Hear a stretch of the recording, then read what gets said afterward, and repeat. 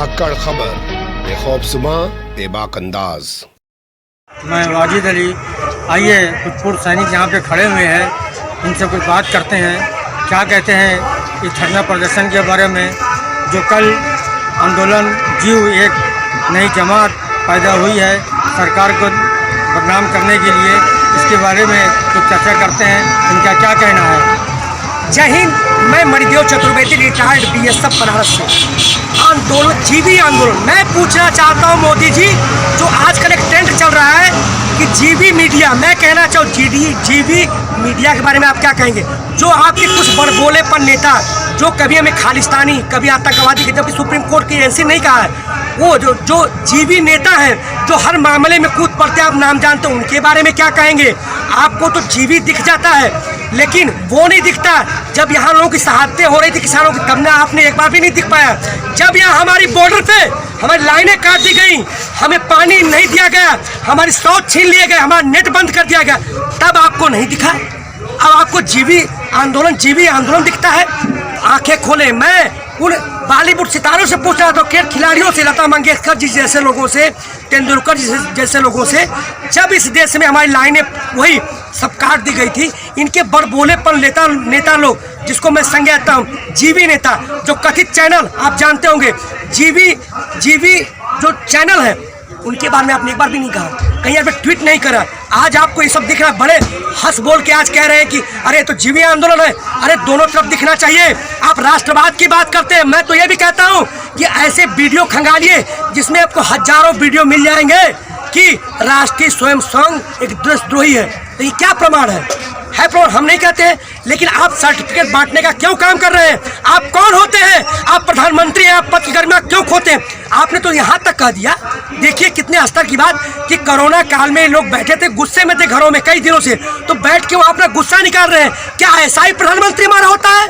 क्यों नहीं दुनिया हंसेगी दुनिया ऐसे वक्तव्यों पर? वहाँ बहुत से पढ़े लिखे लोग बैठे हुए हैं, यूनाइटेड नेशन है, मानवाधिकार आयोग है, सब लोग हैं। तो कहीं ना कहीं जो आप हमसे छीटा कसी कर रहे हैं, इसको संभालिए। आज देश जाग चुका है।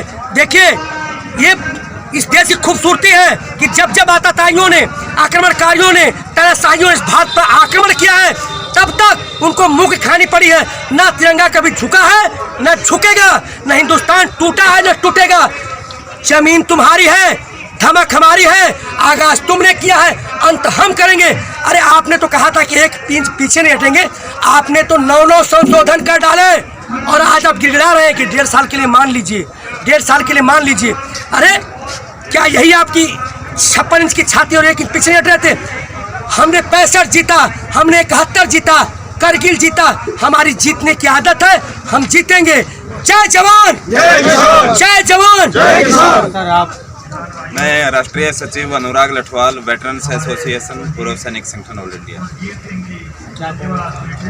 जी, मोदी सरकार से यही बोलना चाहूँगा, देखिए देश की जनता ने आपको वोट दिया है, हमने वोट दिया है, और आपने वादा किया है स्वामीनाथन रिपोर्ट का, आपने किसानों से वादा किया, आपने OROP का जवानों से वादा किया, आपने मजदूरों से वादा किया, और भी आपकी सारी मैनिफेस्टो के अंदर जितनी भी चीज़ें हैं वो हमारे पास हैं, और हम उसको नोटिफाई कर चुके हैं।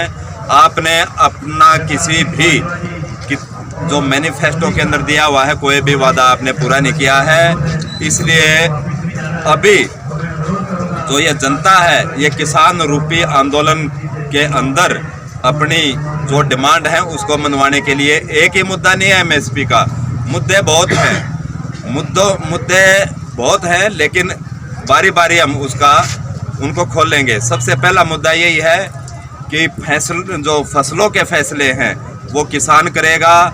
जो ये आप कानून लेके आए हैं तीनों, इनको आप वापस लीजिए, और MSP से नीचे जो खरीद करता है उसके ऊपर सज़ा का प्रावधान करिए।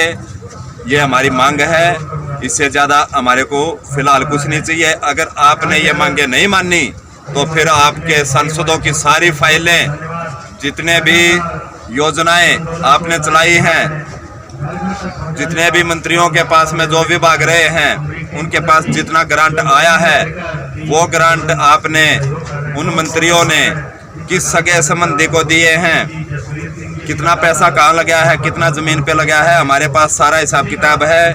कई मुख्यमंत्रियों के ऊपर तलवार लटक रही है। मेरी टीम पूरा का पूरा सर्जिकल स्ट्राइक कर चुकी है। इन नेताओं की पैंट नीचे गिरेगी जब हम कार्रवाई करेंगे।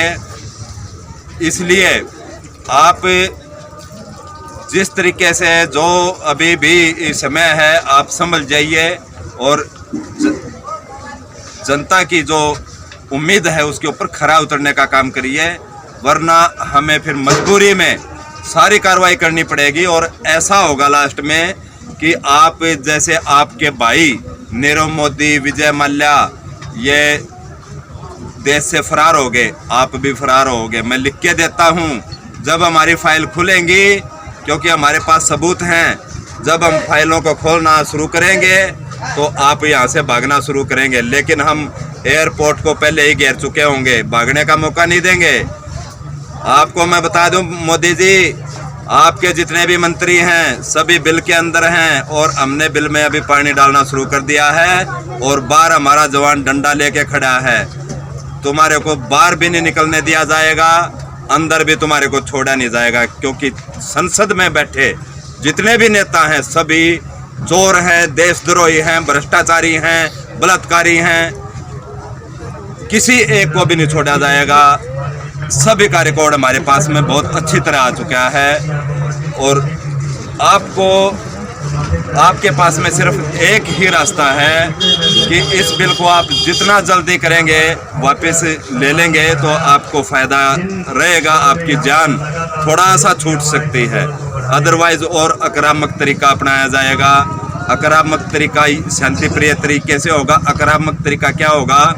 वोट की चोट करेंगे हम ज़बरदस्त तरीके से। जिस तरीके से हरियाणा, राजस्थान, पंजाब, उत्तराखंड, हिमाचल, मध्य प्रदेश, गुजरात, तमिलनाडु के अंदर जनसभाएं होना शुरू हो गई हैं, वो जनसभाएं आपके लिए की जा रही है। जिस तरीके से हरियाणा के अंदर आपके मुख्यमंत्री के हेलीकॉप्टर को नहीं उतरने दिया गया, उसी तरीके से इन 15 राज्यों में हम आपको, आपके मंत्रियों को उतरने नहीं देंगे। आकड़ खबर से गाजीपुर बॉर्डर से वाजिद अली।